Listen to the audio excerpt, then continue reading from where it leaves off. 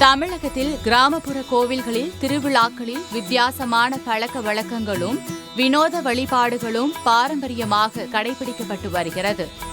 அந்த வகையில் சிவகங்கை மாவட்டம் சிங்கம்பூணரி அருகே குரும்பலூர் கிராமத்தில் உள்ள செகுடப்பர் கோவில் பங்குனி திருவிழாவை சுற்றுவட்டார கிராம பகுதி மக்கள் அனைவரும் ஒற்றுமையோடு கொண்டாடினர்.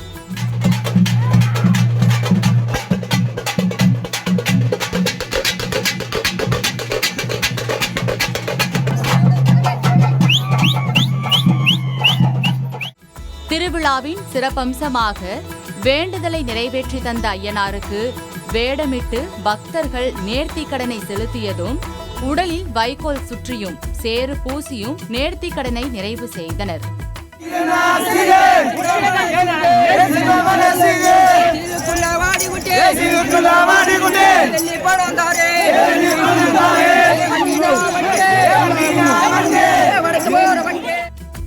திருவிழாவின் முக்கிய அம்சமாக புலி குத்தும் வேட்டை நிகழ்ச்சியும் நடைபெற்றது. குறவன் குரத்தி, வைக்கோல் பூதம், சிவன், பார்வதி, முருகன், ஐயனார், கருப்பர் போன்ற கடவுள் வேடம் உள்ளிட்ட பல்வேறு வேடங்கள் அணிந்து சிறுவர்கள் முதல் பெரியவர்கள் வரை அனைவரும் தங்களது நேர்த்தி கடன்களை செலுத்தினர்.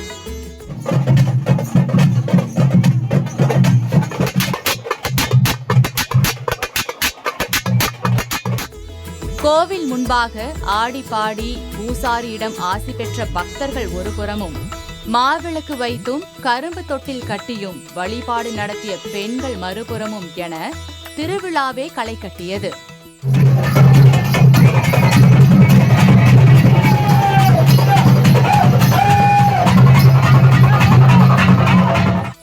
குரும்பலூர் செகுடப்பர் ஐயனார் கோவில் அருகே உள்ள கண்மாயிலில் சேறு பூசிக்கொண்டும் உடல் முழுவதும் வைக்கோல் சுற்றி கொண்டு ஆடி பாடி ஆலயம் வந்தும் இறுதியில் புலி வேடமிட்ட நபர்களை சாமி ஆட்டத்துடன் செகுடப்பர் கோவிலுக்கு அழைத்து வந்து விழாவை நிறைவு செய்தனர்.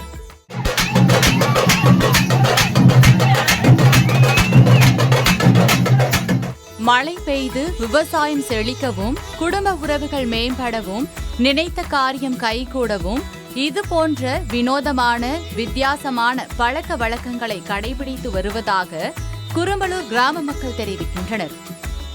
திருவிழாவில் நாங்கள் என்ன நினைச்சு வேஷம் போடுறோமோ அது அடுத்த வருஷம் நிறைவேறிடுது. இப்போ உதாரணத்துக்கு என்னவே நான் சொல்றேன். ஒரு வருஷம் கல்யாணம் ஆகணும்னு சொல்லி பொம்பளை வேஷம் போட்டோம், பொண்ணு மாப்பிள்ளை வேஷம் போட்டு எனக்கு கல்யாணம் ஆயிடுச்சு. அடுத்த வருஷம் பொண்ணு குழந்தை பிறகு சொல்லி மாசமா இருக்கிற மாதிரி வேஷம் போட்டு மாசமா குழந்தை பிறந்து எல்லா ஊர் மக்களும் என்ன நினைச்சு போடுறாங்களோ அது பாரம்பரியமா நடக்கும். உண்மையில